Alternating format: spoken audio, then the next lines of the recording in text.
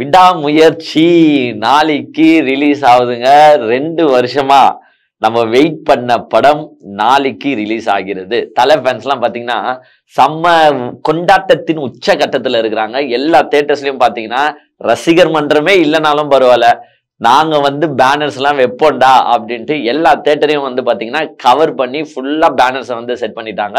ரசிகர்கள் வந்து பெரும் கொண்டாட்ட மகிழ்ச்சியில் இருக்கும்போதுதான் நம்ம லைகா ப்ரொடக்ஷன்ஸா என்ன பண்றாங்கன்னா அப்பப்போ வந்து ஒரு அப்டேட் கொடுத்துட்டே இருக்காங்க. உங்களுக்கே தெரியும், டீசரு, ட்ரெய்லரு, சாங்ஸ், அப்புறமா வந்து அஜித் சாரோட அந்த ரேசிங்ல கலந்த ஒரு பாட்டு ரிலீஸ் பண்ணியிருந்தாங்க. இப்போ என்ன பண்ணிருக்காங்கன்னா அஜித் சார் வந்து அந்த ஷூட்டிங் டைம்ல வந்து ஏற்பட்ட ஸ்ட்ரகிள்ஸ் அதை வந்து 121 days ஆஃப் ஷூட்டிங்னு போட்டு அதை வந்து ஒரு வீடியோ ஃப்ரேமா ரிலீஸ் பண்ணியிருந்தாங்க. அதுல வந்து என்னென்ன கஷ்டங்கள் பட்டாங்க, அங்க வந்து அடிச்ச புயல் எப்படி இருந்துச்சு, அந்த கிளைமேட்டிக் கண்டிஷன்ஸ் எப்படி இருந்துச்சு, இதெல்லாம் விவரிச்சு ஒரு வீடியோ வந்து சூப்பரா மேக் அவுட் பண்ணியிருந்தாங்க. லாஸ்ட்ல வந்து எண்டிங்ல வந்து ரத்தம் ஒரு சொட்டு மிச்சம் இருந்தாலும் அதை போட்டு அப்படியே க்ளோஸ் பண்ற மாதிரி இருந்துச்சு. அந்த ஸ்ட்ரகிள்லயே வந்து புரியுது இந்த டீம் வந்து எவ்வளவு கஷ்டப்பட்டு அந்த படத்தை எடுத்திருப்பாங்க. ஏன்னா உங்களுக்கு அந்த படம் டிலே ஆனதுக்கான காரணமே அவங்க அதை தான் சொல்லியிருந்தாங்க. நாங்க வந்து கிளைமேட்டிக் கண்டிஷன்ஸ் அங்க சரியில்லை, திடீர்னு பாத்தீங்கன்னா புயல் அடிக்கும், திடீர்னு பாத்தீங்கன்னா வந்து காத்து அடிச்சு தள்ளும், ஸோ வெரி டிஃபிகல்ட்டா இருந்துச்சு அப்படின்னு அந்த டீம் சொல்லியிருந்தாங்க. அதை விவரிக்கும் வகையில தான் அந்த வீடியோவும் இருந்துச்சு. இப்போ என்ன பண்ணிருக்காங்கன்னு பாத்தீங்கன்னா நாளைக்கு படம் ரிலீஸ். இன்னைக்கு என்ன பாத்தீங்கன்னா ஏகே ஆந்தம் அப்படின்ற வந்து ஒரு வீடியோவோட வந்து பாத்தீங்கன்னா இன்னைக்கு ரிலீஸ் பண்ணிருக்காங்க லைகா ப்ரொடக்ஷன்ஸ். அந்த பாட்டு வந்து ஆக்சுவலா பாத்தீங்கன்னா படத்துல வரப்போதா இல்லையான்னு நமக்கு தெரியல. பட் அந்த பாட்டோட டைலாக்ஸ் எல்லாம் வந்து பாத்தீங்கன்னா அதே அஜித் சாருக்கு ஏறுன மாதிரி தான் இருக்கு. தனியால் இல்ல ஏகே அப்படின்ற ஒரு தீமோட தான் போயிருக்கு. ஏகே ஆந்தம், தனியால் இல்லடா ஏகே. ஆமா, எங்க ஏகே சாருக்கு பின்னாடி இவ்வளவு பெரிய ஃபேன்ஸ் பலம் இருக்கு அப்படின்றத வந்து அந்த பாட்டுல வந்து மீன் பண்ணிருக்காங்க. அதே மாதிரி அதுல வந்து ஒரு லைன் வருது, எனக்கு ரொம்ப பிடிச்ச லைனு. கோட்டு சூட்டு போட்டுக்கிட்டு என்ட்ரி கொடுத்தா சத்தம் கேட்க கேட்க சில்லற கூட்ட செதறிடணும். எடே, கோட்டு சூட்டு போட்டு என்ட்ரி கொடுத்தா போதும், அந்த சத்தத்தை கேட்டே சில்லற கூட்டம்லாம் செதறும் அப்படின்றத வந்து அழகா அந்த பாட்டுல வந்து விவரிச்சிருக்காங்க. சூப்பரா இருக்கு ஆக்சுவலா அந்த பாட்டு. அந்த அஜித் சார் உங்களுக்கே நல்லா தெரியும், ஒரு ஹாலிவுட் ரேஞ்சுக்கு வந்து ஒரு ஹீரோவோட பிரசன்ஸ் இருக்கும்னா அது வேற யாருக்குமே நீங்க தமிழ்நாடு இண்டஸ்ட்ரின்றது கிடையாது, கோலிவுட்னு மட்டும் நம்ம பேசல, இந்தியால கூட நீங்க ரித்திக் ரோஷன் எடுத்துக்கோங்க, ஷாருக் கான் எடுத்துக்கோங்க, யாரை வேணாலும் எடுத்துக்கோங்களேன், அவங்களுக்கு நிகரா இல்ல அவங்களுக்கு மேல இந்த கோட் சூட் போட்டா ஒரு ஸ்டைலா ஒரு லுக்கா ஒரு பர்சன் தெரிவாருன்னா அது கண்டிப்பா நம்ம அஜித் சார் தான். ஒன்னும் பெரிய மேக்கப் போட்டுக்கிட்டு எல்லாம் அஜித் சார் வரணும்னு அவசியமே கிடையாது. லைட்டா அந்த கோட்டை போட்டுட்டு ஒரு சால்ட் அண்ட் பெப்பர் லுக் ஸ்டைல்ல வந்தாலே போதும். அதை கொண்டாட அஜித் ரசிகர்கள் இருக்காங்க. பொதுமக்களும் வந்து அந்த ஒரு ஸ்டைலை வந்து அட்மையர் பண்ற மக்கள் தான் நம்மளுடைய மக்கள். இந்த படத்துல அஜித் சார் வர லுக்கு பாத்தீங்கன்னா உங்களுக்கு உலகம் ஃபுல்லா ட்ரெண்ட் ஆக போகிறது. நம்ம டிரெக்டர் வந்து கிளீனா எக்ஸ்பிளைன் பண்ணியிருந்தாரு. இந்த கதையில வந்து நீங்க நினைக்கிற மாதிரி 3 அஜித்தோ 4 அஜித்தோ அப்படிலாம் கிடையாது, ஒரு அஜித் தான் இருப்பாரு. ஆனா வந்து அது 4 காலகட்டங்கள்ல எடுத்திருக்கும்.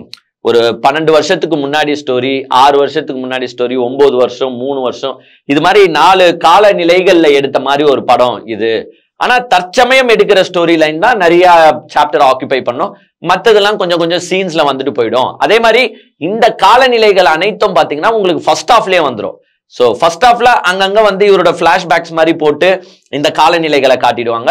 செகண்ட் ஹாஃப் ஃபுல்லாவே உங்களுக்கு தற்சமயம் அஜித் சார் என்ன பண்ணிட்டு இருக்காரு, அஜித் சார் எப்படி காணாம போன தனது மனைவியை மீட்கிறார் அப்படின்றத வந்து த்ரில்லிங்கோட எடுத்திருக்கோம். இதைதான் வந்து அந்த டீம் மீன் பண்றாங்க. அந்த டீம் என்ன மீன் பண்றாங்கன்னா, நீங்க வந்து ஒரு சீன் கூட எழுந்திருச்சு வெளியில போக முடியாத அளவுக்கு இந்த படம் வந்து இருக்கும். ஏன்னா ஒவ்வொரு சீன்லயும் வந்து ஒவ்வொரு கோடு இருக்கும். இப்போ ஒரு சீன் விட்டுட்டோம்னு நினைச்சுக்கோங்களேன், நம்மளுக்கு அந்த கதையை கண்டினியூ பண்றது கஷ்டமாயிடும். என்னடா எப்படிடா வந்துச்சு, இது எப்படிடா வந்துச்சு, இது என்னடா அப்படின்ற ஒரு டவுட் வந்து உங்களுக்கு கிரியேட் பண்ணிடும்.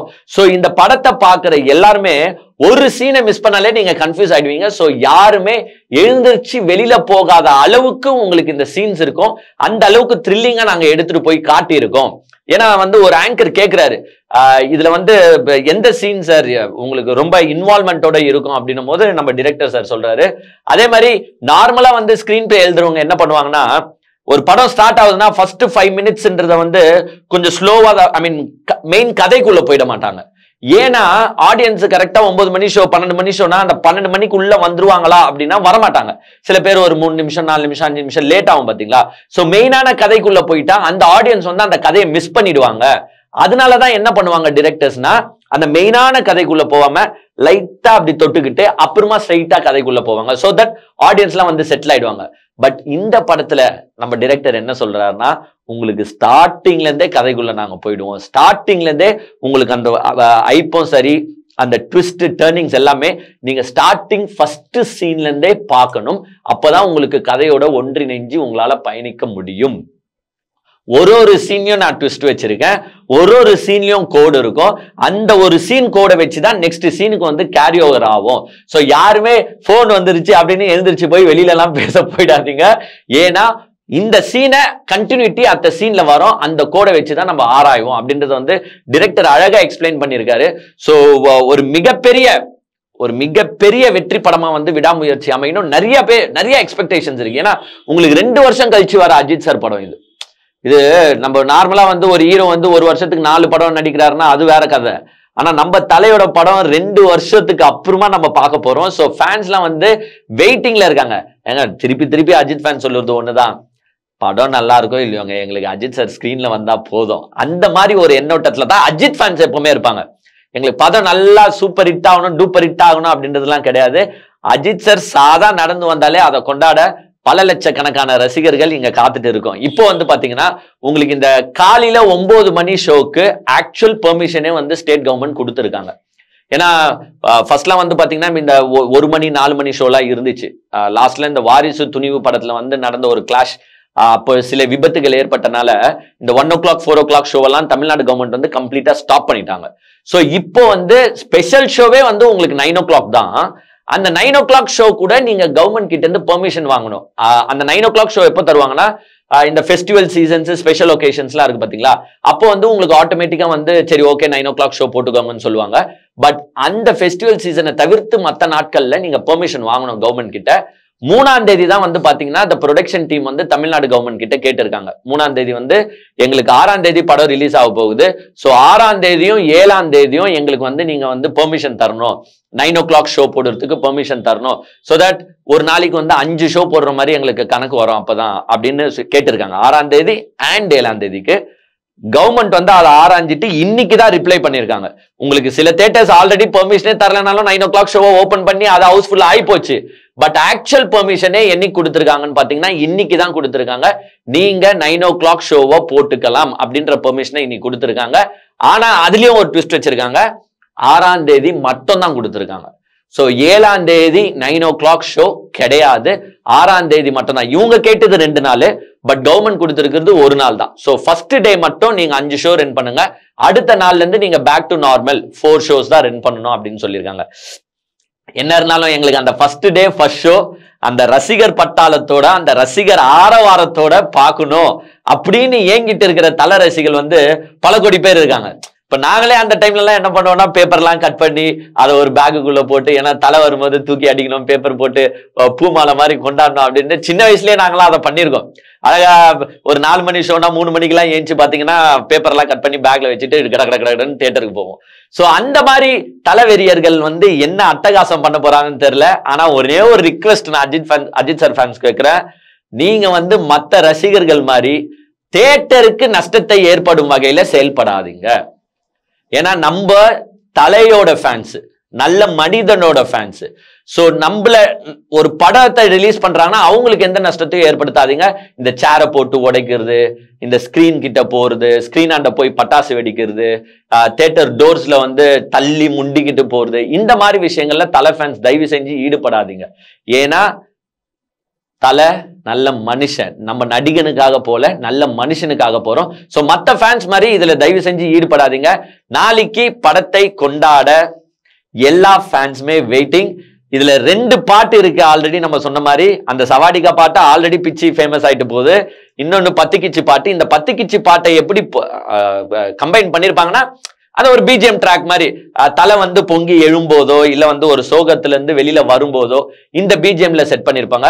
இதுல வந்து நான் இன்னொரு விஷயம் சொல்ல மறந்துட்டேன். ஆக்சுவலா திருவொற்றியூர்ல இருக்கிற பத்மபூஷன் அஜித் ரசிகர் மன்றம் கிடையாது, தலையும் வேணான்ட்டாரு. இருந்தாலும் நாங்க வந்து ஒரு மன திருப்திக்காக நடத்துவோம் அப்படின்றதுக்காக அந்த திருவொற்றியூர் அஜித் ஃபேன்ஸ் என்ன பண்ணிருக்காங்கன்னா, அங்க இருக்கிற ஒரு குழந்தைக்கு கிட்டத்தட்ட ஒரு நோயால பாதிக்கப்பட்டதால 16 கோடி அவங்களுக்கு தேவைப்படுது.